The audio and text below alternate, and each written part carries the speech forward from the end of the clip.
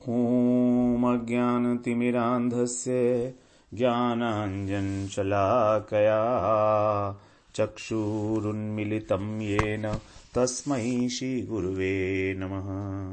वाञ्छाकल्पतरुभ्यश्च कृपासिन्धुभ्येव च पतितानां पावनेभ्यो वैष्णवेभ्यो नमो नमः। नमो महावदान्याय कृष्णप्रेमप्रदायते कृष्णाय कृष्णचैतन्य नाम्ने गौरत्विषे नमः। हे कृष्ण करुणा सिंधो दीनबंधो जगत्पते गोपेश गोपिका कांत राधा कांत नमोस्तुते। तप्त कांचन गौरांगी राधे वृंदावनेश्वरी वृषभानुसुते देवी प्रणमामि हरिप्रिये।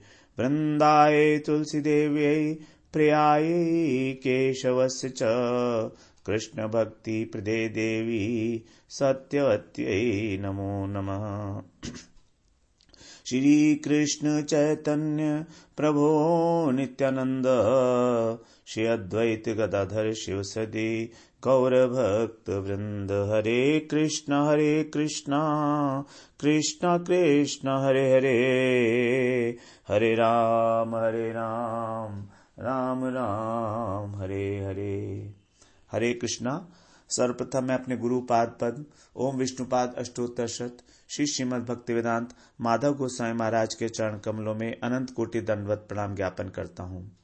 हम लोग भगवत गीता के 5वें अध्याय का अंतिम श्लोक 29वां श्लोक श्रवण कर रहे हैं, जिसमें भगवान ने बताया अहम ही सर्वयज्ञानां भोक्ता च प्रभुरेव च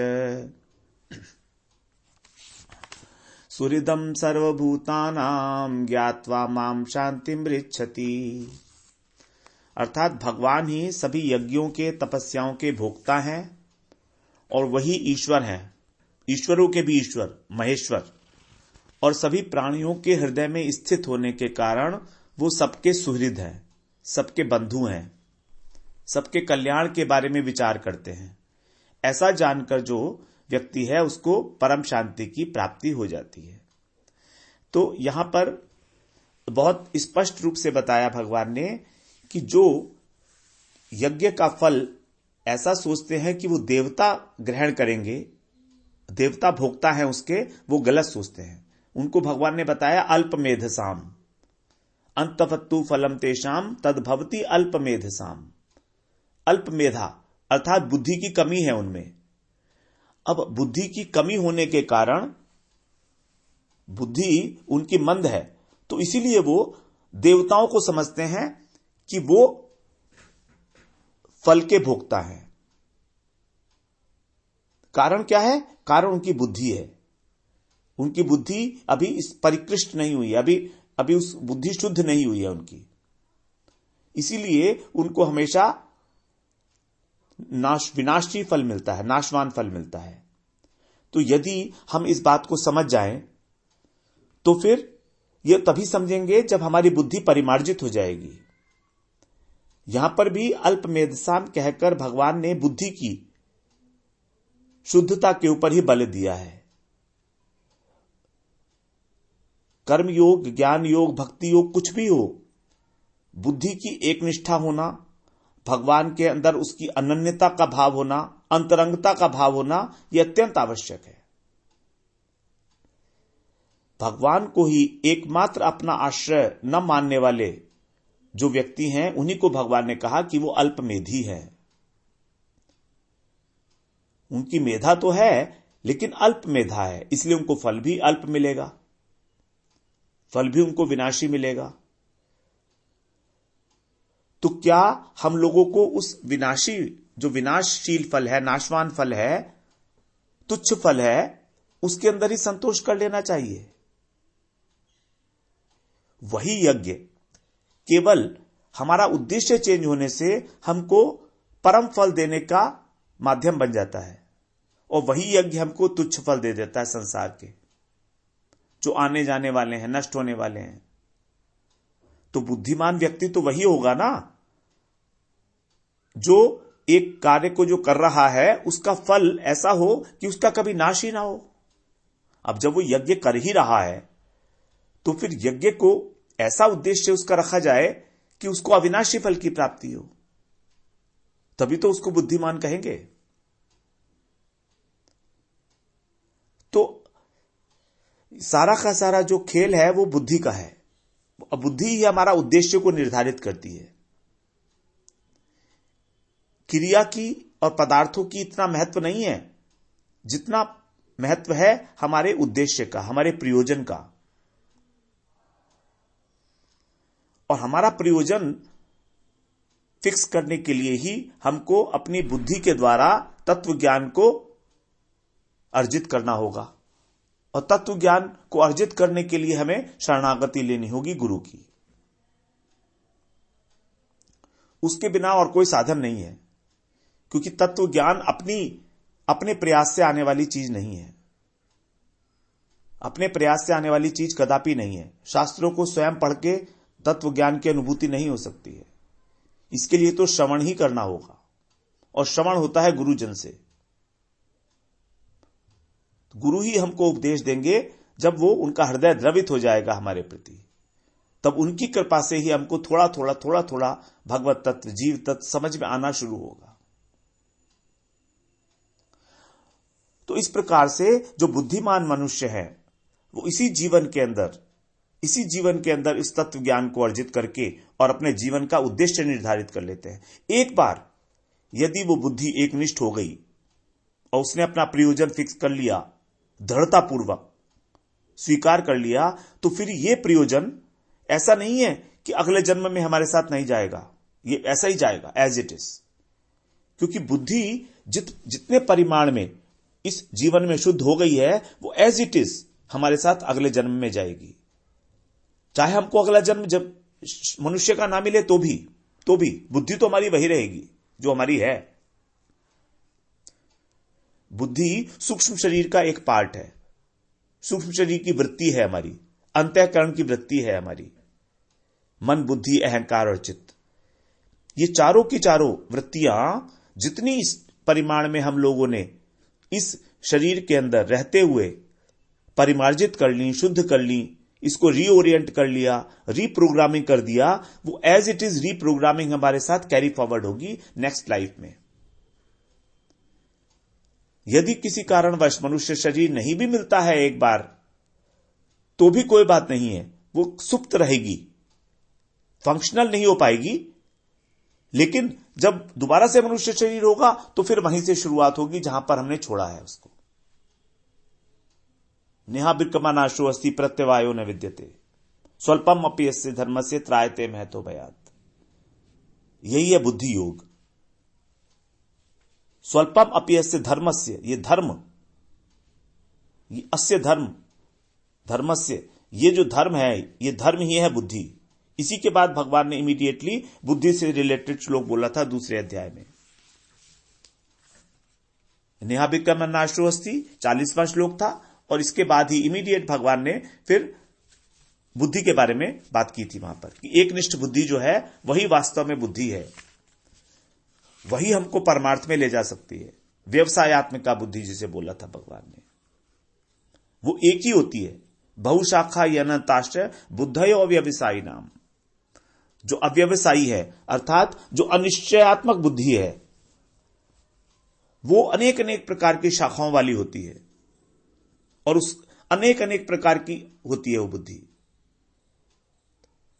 तो 40वां और 41वां श्लोक था, भगवान ने वहां पर बताया था बुद्धि के विषय में। तो यही बात यहां पर कह रहे हैं कि जो हमारी अल्प मेधा है हमको उसको कैसे जो है रिफाइन करना है, फर्दर एकनिष्ठ कैसे बनाना है उस बुद्धि को।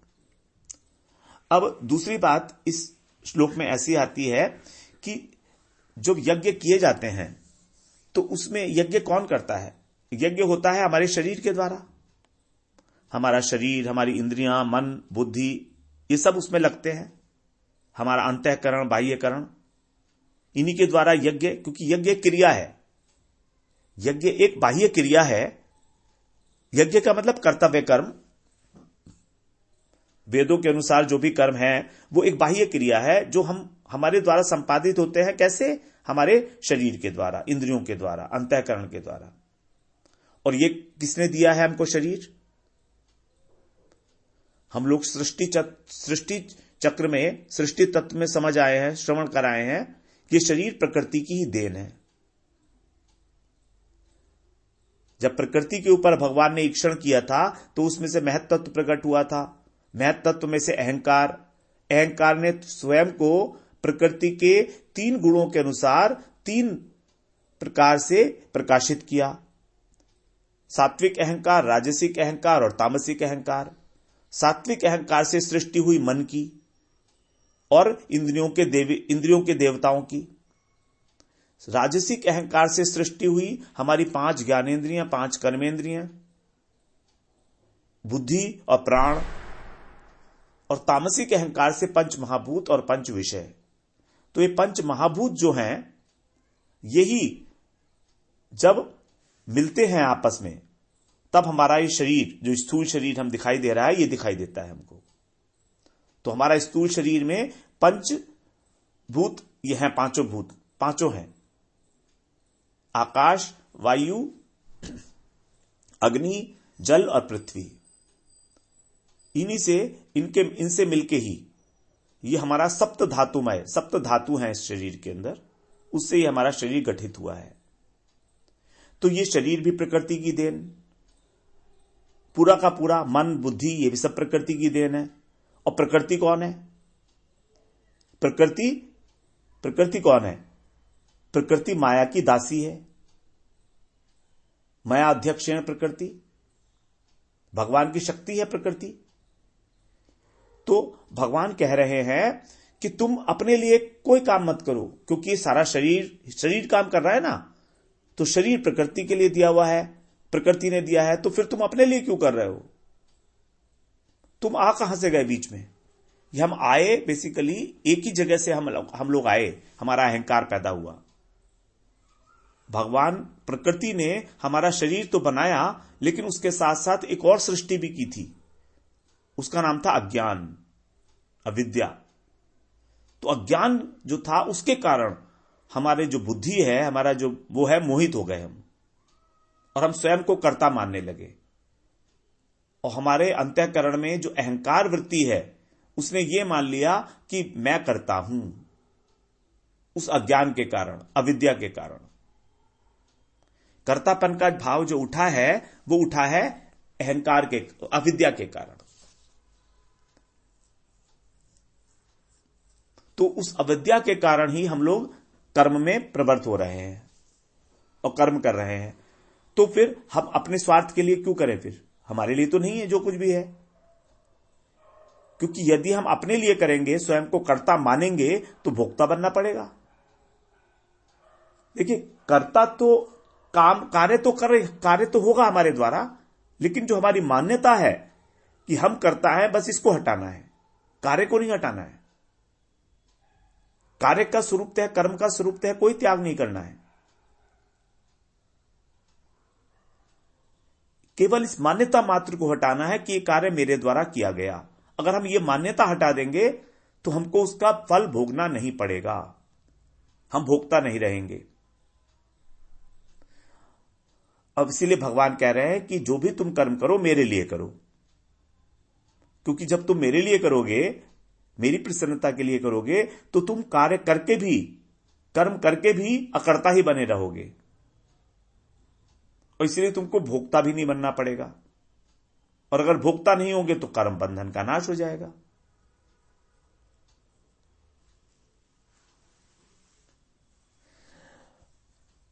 क्योंकि भगवान ने कहा है, मदर्थम अपि कर्माणि कुर्वन् सिद्धिम अवाप्स्यसि। 12वें अध्याय में बोला भगवान ने 10वें श्लोक में, मदर्थम अपि कर्माणि, मेरे लिए कर्म करने से तेरे को सिद्धि की प्राप्ति होगी। कुर्वन् सिद्धिम अवाप्स्यसि, मेरे लिए। 9वें अध्याय में भी भगवान ने बोला था, जो कुछ भी करता है वो मेरे लिए कर।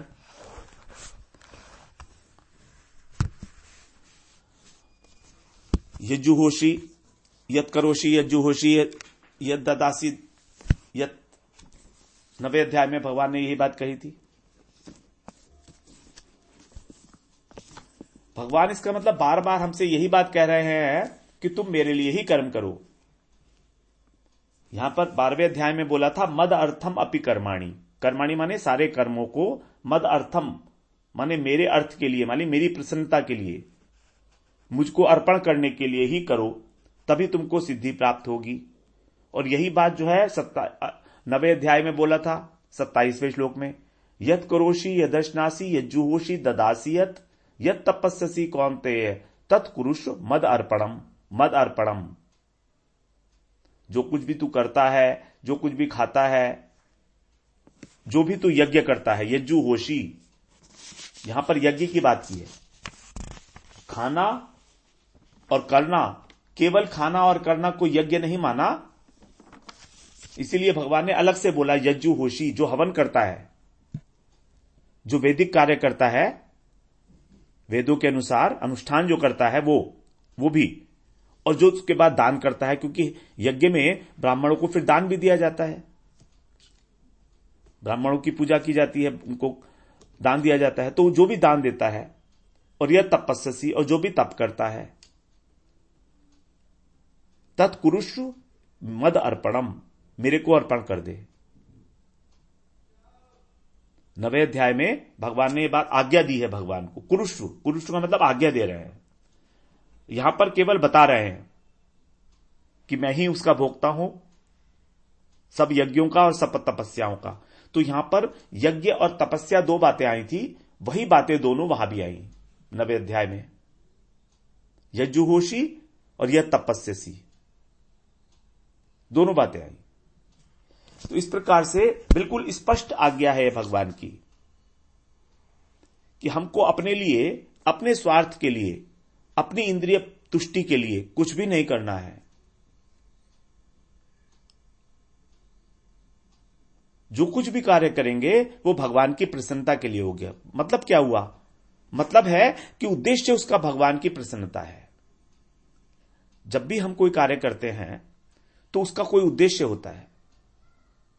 अब हमारा उद्देश्य होता है या तो मुझे प्रसन्नता मिले, मेरे शरीर को, या मेरे शरीर से संबंधी जो मेरा परिवार है उसको प्रसन्नता मिले। हम उन्हीं के लिए कार्य करते हैं। कोई ऐसा नहीं चाहता कि मैं दुखी हूं या मेरा कोई परिवार वाला या मेरा कोई जान पहचान का व्यक्ति दुखी हो। वो उनकी प्रसन्नता के लिए ही कार्य करता है। तो इसका मतलब क्या हुआ कि ये सारे कार्य जितने हैं ये उनको अर्पण हो गए, संसार को अर्पण हो गए।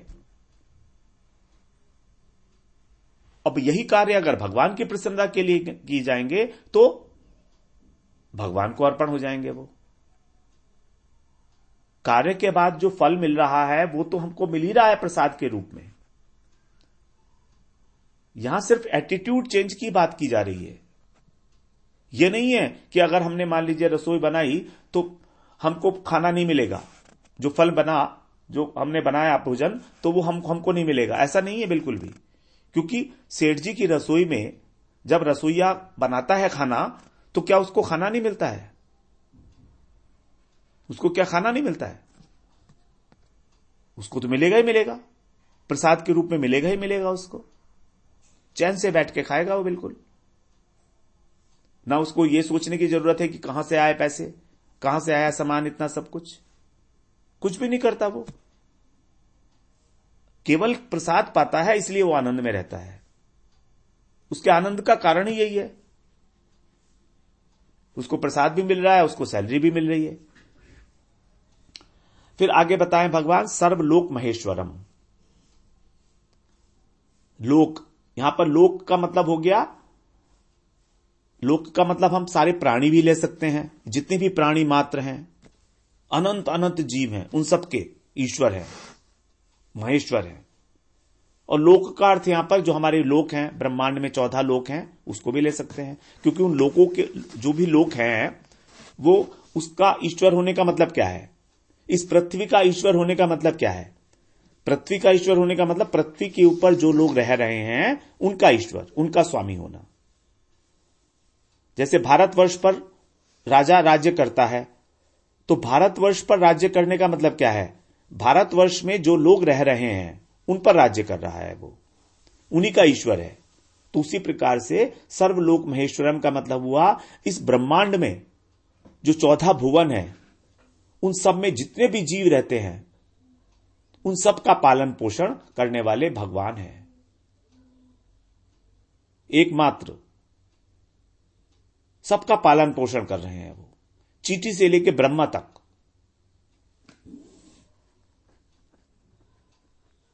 भू भुवः स्वः मह जन तप सत्य तल अतल वितल सुतल तलातल रसातल पाताल, महातल और पाताल, 7 लोक नीचे हैं, 7 लोक ऊपर हैं, 14 भुवन ब्रह्मांड में, पूरे ब्रह्मांड में। इनका पालन करने के लिए भगवान ने ही अपनी अध्यक्षता में कुछ लोकपाल नियुक्त कर रखे हैं। लोकपाल जैसे प्राइम मिनिस्टर अलग अलग मिनिस्टर्स को अपॉइंट करता है, कैबिनेट मिनिस्टर, स्टेट मिनिस्टर, उसके बाद फिर चीफ मिनिस्टर्स। तो यही जो लोकपाल हैं यह है इंद्र। इंद्र जैसे वर्षा के देवता हो गए, वरुण जल के देवता हो गए, कुबेर धन के देवता, यमराज मृत्यु के देवता, अग्नि, वायु, ये सब देवता हैं अपने अपने फील्ड के। तो इस प्रकार से अनेक अनेक ब्रह्मांडों में भी अनेक अनेक ईश्वर हैं। इन सब देवताओं को भी ईश्वर कह दिया गया है क्योंकि वहां का नियंत्रण कर रहे हैं। तो जो वहां की व्यवस्था संभाल रहे हैं प्रत्येक ब्रह्मांड की। लेकिन भगवान कृष्ण जो हैं, स्वयं कृष्ण, अवतारी स्वयं कृष्ण, कृष्णस्तु भगवान स्वयं, वे कौन है? वे सभी के स्वामी हैं, अर्थात महान ईश्वर हैं।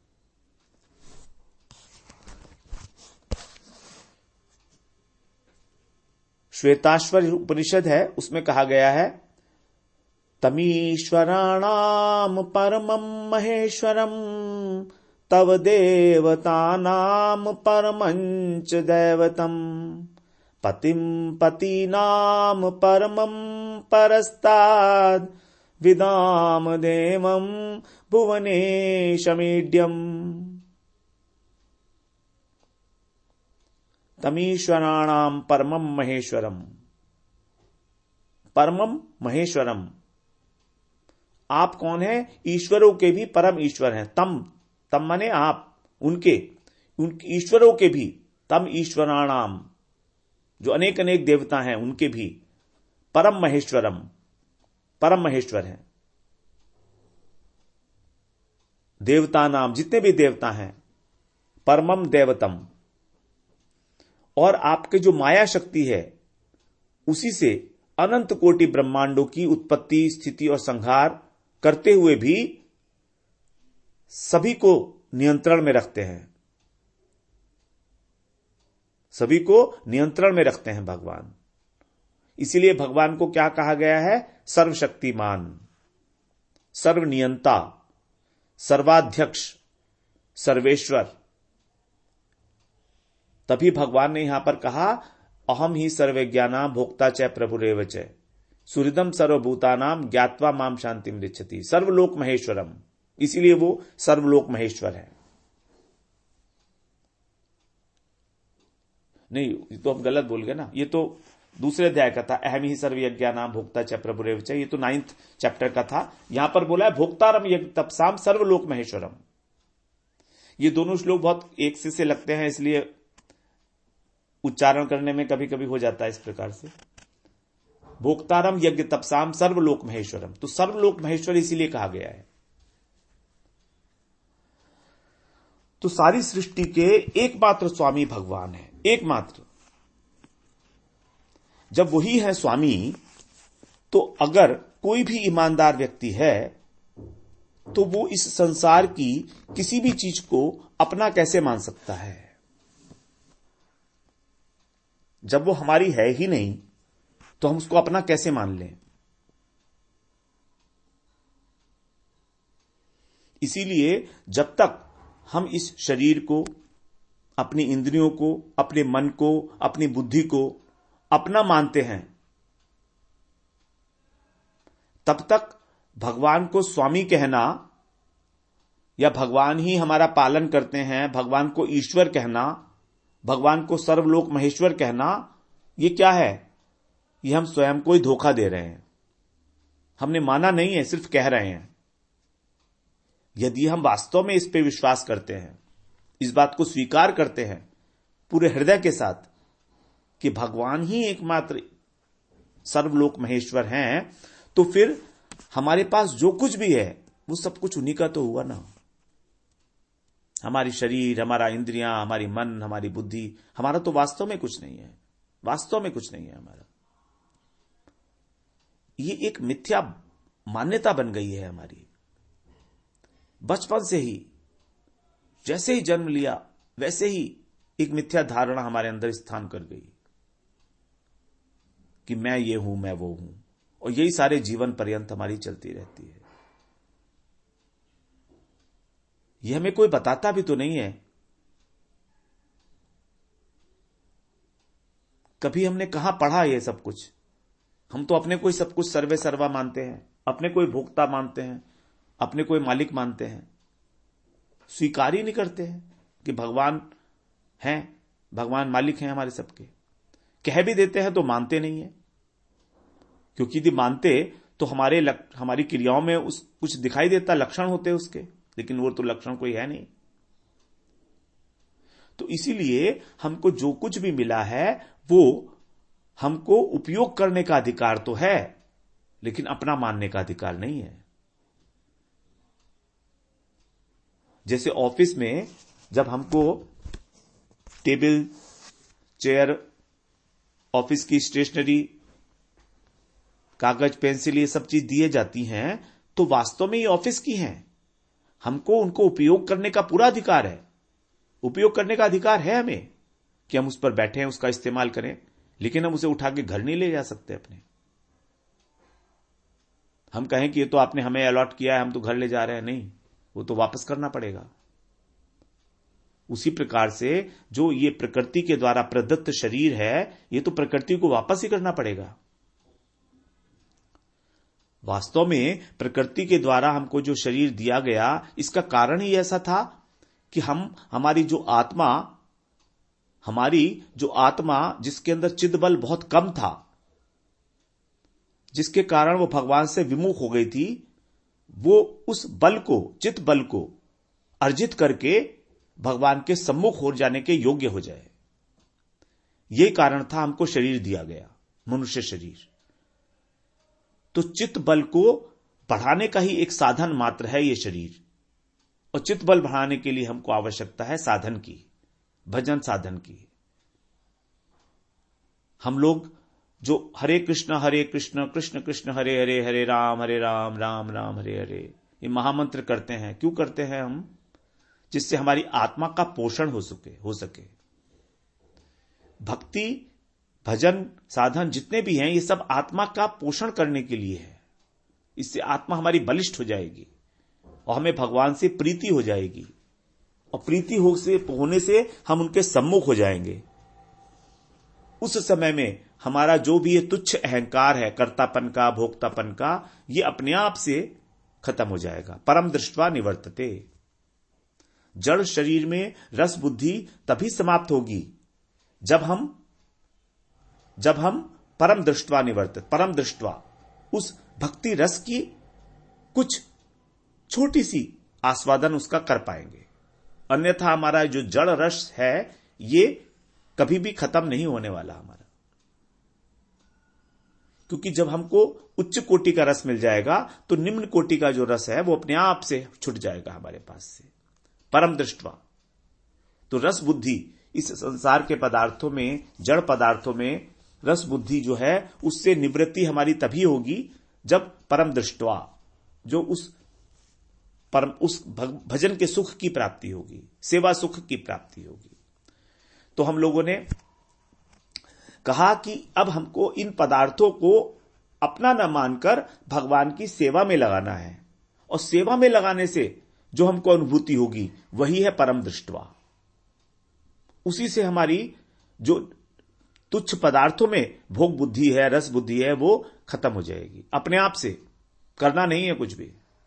करना तो यह है कि भगवान की सेवा करनी है, जो कुछ हमको प्राप्त हुआ है ये करना है, छोड़ना कुछ नहीं है, अपने आप छूटता है।